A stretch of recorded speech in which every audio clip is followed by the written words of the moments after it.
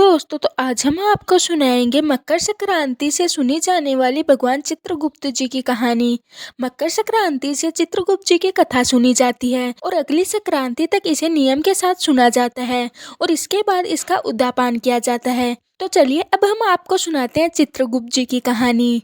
एक समय एक राजा था जो कि बहुत ही पापी और अहंकारी था। वह कभी भी कोई पूजा पाठ और व्रत दान नहीं करता था। वह राजा बहुत ही क्रोधी स्वभाव का था, जिस कारण वह आए दिन अपनी प्रजा पर नया कर लगा देता था और वह राजा स्वयं को ही भगवान समझता था। एक बार वह राजा जंगल में शिकार खेलने के लिए जाता है, लेकिन शिकार खेलते खेलते वह रास्ता भटक जाता है। ढूंढते हुए वह जंगल में और आगे चला जाता है। जब वह राजा जंगल में आगे जाता है तो उसे एक ब्राह्मण दिखाई देता है।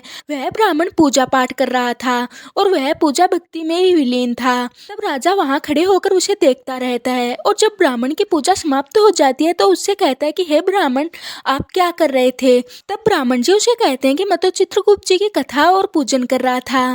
तब राजा ने कहा कि इसे करने से क्या होता है? तब ब्राह्मण जी ने बताया कि इसे करने से मनुष्य ने अपने जीवन में जो भी पाप व गलत कार्य किए हैं उनसे उसे छुटकारा मिल जाता है और उसके सारे पाप धुल जाते हैं।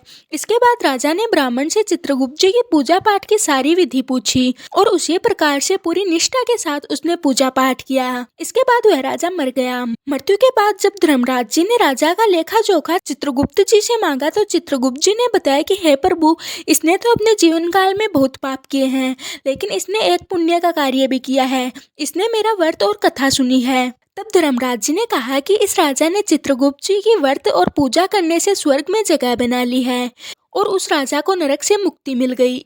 इस प्रकार चित्रगुप्त जी की इस कथा को मकर संक्रांति से सुनना शुरू करना चाहिए और पूरे नियम के साथ पूरी साल इसे सुनना चाहिए। फिर अगली संक्रांति को चित्रगुप्त जी के लिए एक पीला वस्त्र, चंदन और एक डायरी और पेन और साथ ही 14 टोकरी में तिल के लड्डू रखकर इनका दान करना चाहिए।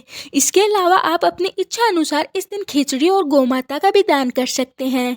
तो ये थी मकर संक्रांति के दिन से सुनी जाने वाली चित्रगुप्त जी की कहानी। तो आज की हमारी वीडियो यहीं तक की थी। मैं आशा करती हूँ कि आज की हमारी वीडियो आपको पसंद आई होगी। अब हम मिलते हैं किसी और वीडियो के साथ।